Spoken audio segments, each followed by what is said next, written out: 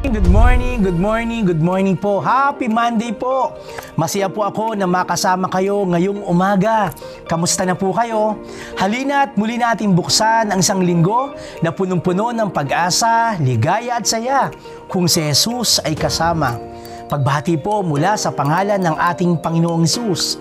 Ako po muli ang inyong kaibigan, kamanggagawa at lingkod ng Diyos, Pastor Edgar Quinsayas, na makakasama nyo tuwing Lunes ng umaga.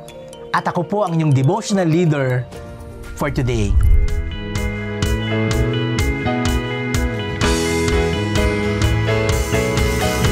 Umagang kay ganda si Jesus ang kasama. Umagang kay ganda si Jesus ang kasama. Umagang kay ganda si Jesus ang kasama. Kasama na si Jesus ang kasama.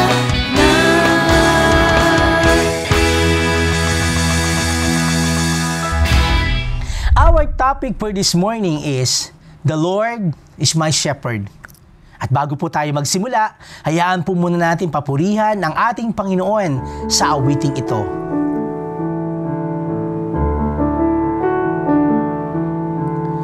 Shepherd of my soul, I give you full control. Wherever you may lead, I will follow. I have made a choice to listen for your voice. Wherever you may lead, I will go. Shepherd of my soul, I give you full control. Wherever you may lead, I will follow. I have made a choice to listen for your voice.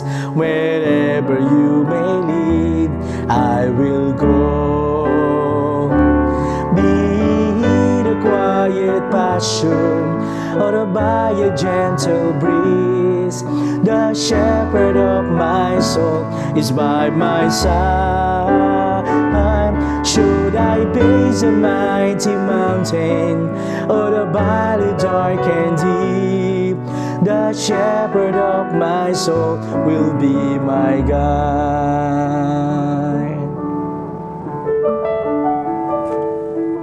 Thank you, Jesus, for being our great shepherd. We worship you, Lord. Shepherd of my soul, I give you full control. Wherever you may lead, I will follow.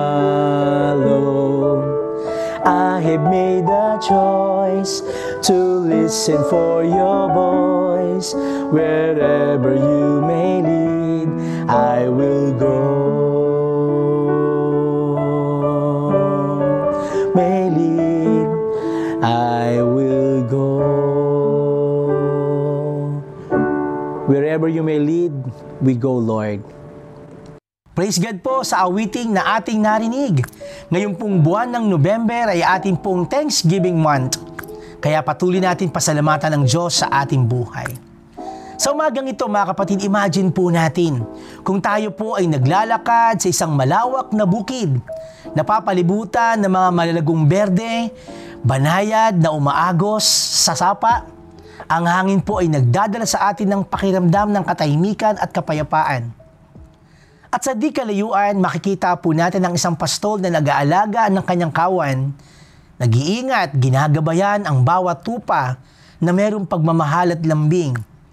Habang lumalapit tayo, napagtanto natin sa tagpong ito, isang magandang tagpuan, ang isang Diyos na makapangyarihan sa lahat, ang ating dakilang pastol.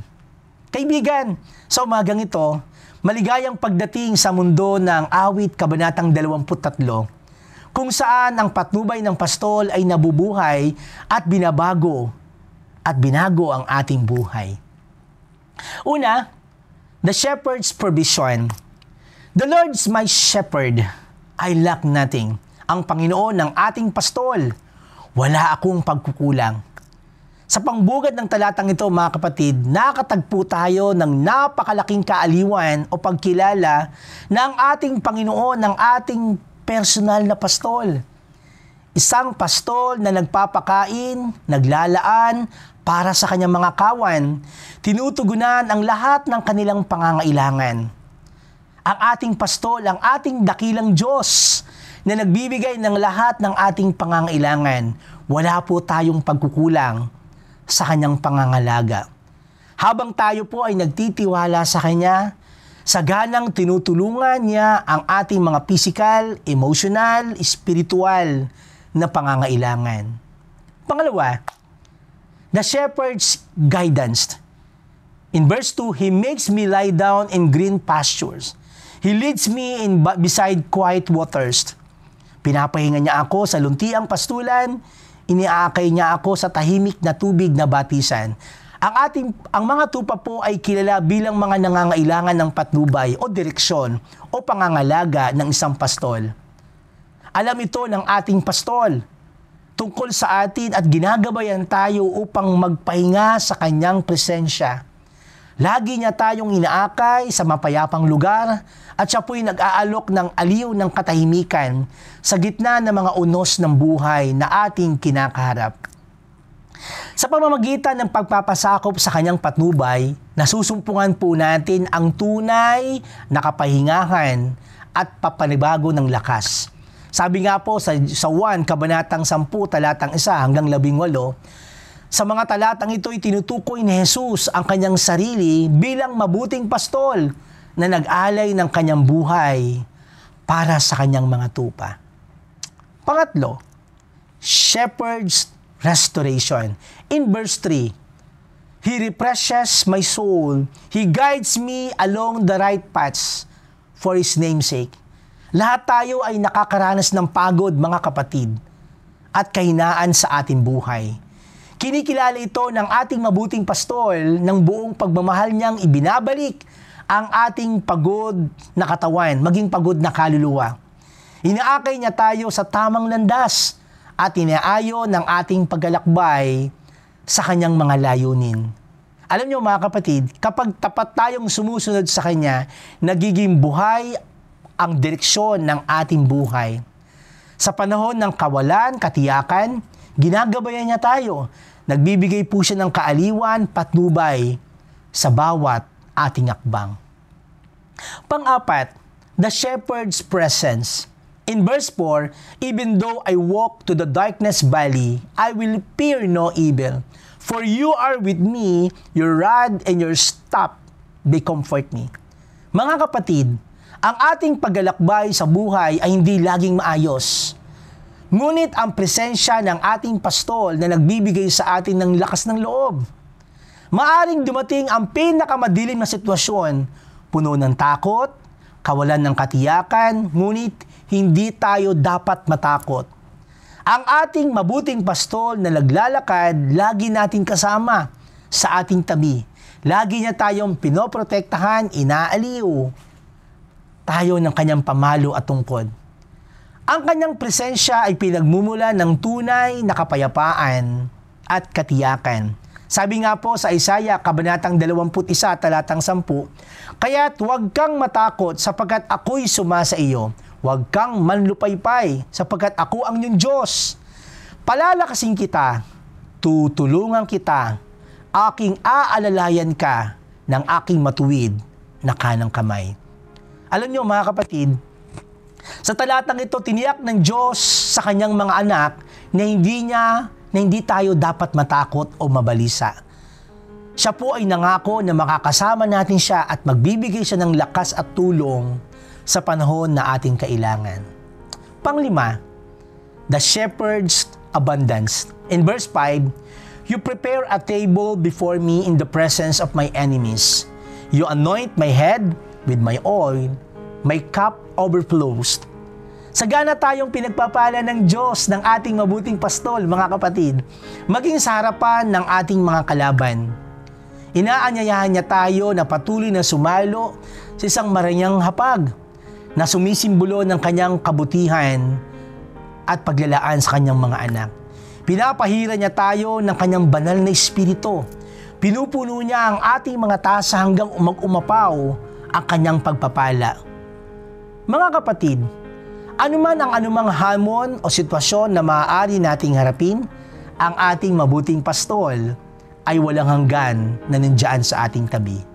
Pang-anim, ang di nagkukulang na kabutihan at awa ng Diyos. Pinahayag ni David na may pagtitiwala ang kabutihan at awa ay patuloy na sumusunod sa atin sa lahat ng araw ng ating buhay. Yun po yung nakaranasan ni David. Ito ay isang testamento sa hindi matitinag na pag-ibig ng Diyos sa bawat isa sa atin. Ang kanyang kabutihan ay nagbibigay sa atin ng sagana. Ang kanyang awa ay nagpapatawad sa ating mga pagkukulang. Makakaasa tayo sa pagkaalam ng anumang pagsubok na ating kinakaharap. Ang kabutihan, ang awa ng Diyos ay nasa sa ating tabi at patuloy na gagabay sa atin. In my conclusion, in Psalms chapter 23, is a timeless reminder of the tender care and guidance of our Heavenly Father. Just as a shepherd diligently tends to his flock, so God diligently tends to his children's needs. May we rest in the truth that the Lord is our shepherd, providing us, guiding us, restoring us, abundantly blessing us. Let us trust in Him and leave Him in the fullness of His amazing grace. Tayo po ay manalangin. Panginoon, maraming salamat po sa umagang ito. Pinaalala mo sa amin, Ikaw ang aming mabuting pastol. Ikaw ang patuloy na nagpo-provide, sumasama, nag-iingat, nagpo-protect, nagmamahal sa aming mga buhay. Panginoon, sa umagang ito, patuloy kong tinataas sa iyo ang lahat ng iyong mga anak na nag-worship, nakikinig, nagde-devotion sa kanilang mga tahanan. Dalangin namin, Lord, ito po ay patuloy na magpaalala sa amin na meron kami isang napakabuting pastol na laging nagmamahal sa bawat isa sa amin. Lord, dalangin ko po, kami po bilang iyong mga tupa ay makaranas, Panginoon, ng dakilang pag-ibig sa pamamagitan po ng aming mabuting pastol. Kayo po yon, aming Panginoong Hesus. Ngayon din, Lord, tinataas ko sa iyo ang bawat mga anak mo na aalis sa kanilang mga tahanan, magtatrabaho, magninegosyo, magpapasimula sa kanilang mga gawain, maging sila ng mga mag-aaral, Panginoon. Hinihiling ko po ng patuloy mong pangunguna, kapangyarihan, karunungan at gabay, pagpapala sa kanilang mga buhay. Purihin ka, Lord, sa umagang ito. Binubuksan po namin ang Lunes ng umagang ito na may patuloy na pagtitiwala kasama ng aming mabuting pastol. Ito po ang aming panalangin sa ngalan ni Jesus. Amen. Amen. Muli maraming salamat po mga kapatid sa inyong pagsama sa ating pag-aaral sa umagang ito. Si Jesus ay kasama Daily Morning Devotion. Shout out po sa lahat na may mga kaarawan at anibersaryo ng kanilang kasal. Purihin po ang Diyos. Hallelujah. Salamat po. Gamitin nawa ng Diyos ang inyong buhay, maging pagpapala po kayo sa lahat ng pagkakataon para po sa kapurihan ng ating Panginoon. Muli mga kapatid, see you next Monday and every day. At kung kayo po ay na-bless, feel free po to share or tag with your friend. And don't forget po to subscribe to the Nax UMC PH and please hit the notification bell to get notified when we post new videos. At kung kayo din po ay pinagpala, maaari po kayo mag-bless, mag-share ng inyong mga blessings. Makikita nyo po sa inyong screen ang ating pong video account, maging po ang ating pong GCash account upang patuloy po tayo magpasalamat sa ating Panginoon sa ating mga pagbibigay para sa pagmimisyon at paggawain ng Lord dito po sa Nax United Methodist Church. Ito po ang inyong kaibigan, kamanggagawa, Pastor Edgar Quinsayas, na laging nagsasabing, hindi po tayo iiwan, pababayaan ng ating minamahal na Diyos ngayon at magpakailanman. Amen. God bless po!